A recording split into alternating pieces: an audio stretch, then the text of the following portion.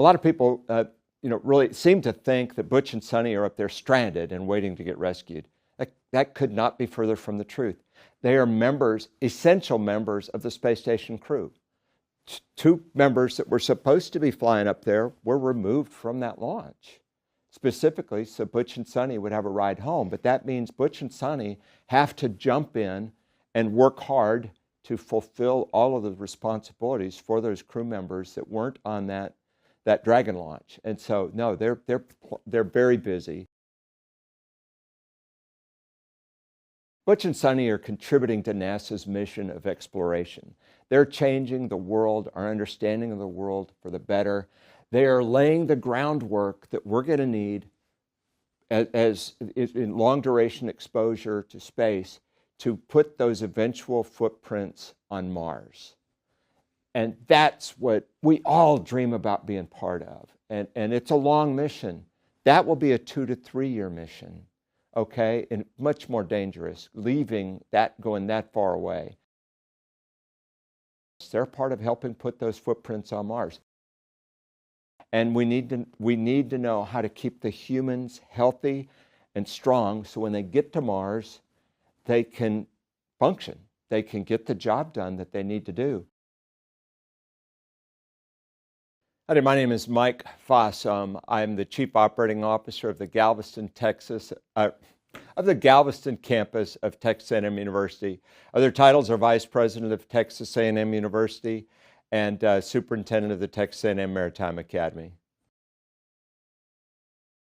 My friends, Sonny Williams and Butch Wilmore, NASA astronaut colleagues of mine, are back in the news again. So they've been up there for months now. Of course, they launched back in June on what was supposed to be less than 2 weeks in space to go up and test the Starliner spacecraft and then bring it home. But there were some problems. There was a test mission, and there were some problems.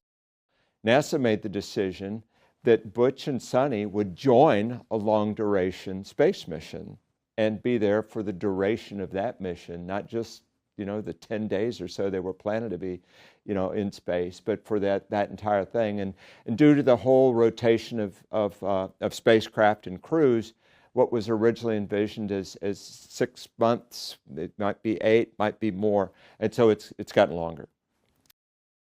They're both pros. They're both seasoned astronauts. They've both done long missions on the space station before, so they were all trained for that. They had to get some payload-specific training while they're up there as they're doing things, but they took the place of 2 space station crew members that were supposed to be on that Dragon, and so they're filling that role now.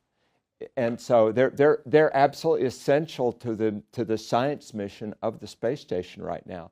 So not only do they not need rescuing, we need them to be doing the mission that they are to contribute to the science. That's the primary mission of the space station, is the research that they're doing.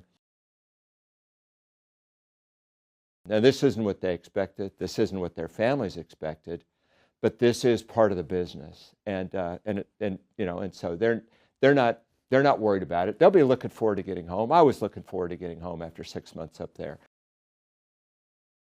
The benefits are, number one, that they're getting a lot more time in space. And that's what astronauts really live for.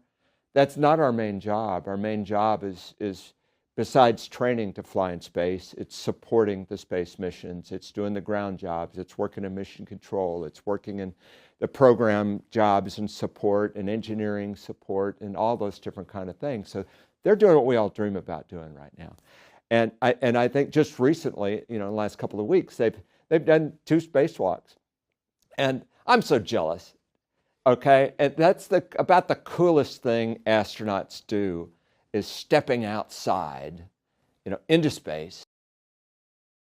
And Suni and I were about tied. We each had 7 spacewalks, and I had about 48 hours. I'm not sure where she was at, but now she's got 9, and with over 62 hours working outside on the space station, and she holds the record for the female, worldwide female astronaut with the most amount of spacewalk time.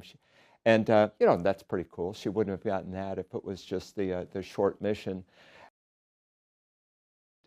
But Butch and Suni were also combat veterans, and so their families have known the fear of a mission that compels them to do things that are unusual and different. They're worth the risk. You're doing what your country calls you to do in the case of military, and you're doing what NASA calls you to do, invites you to do, and honors you the opportunity to do.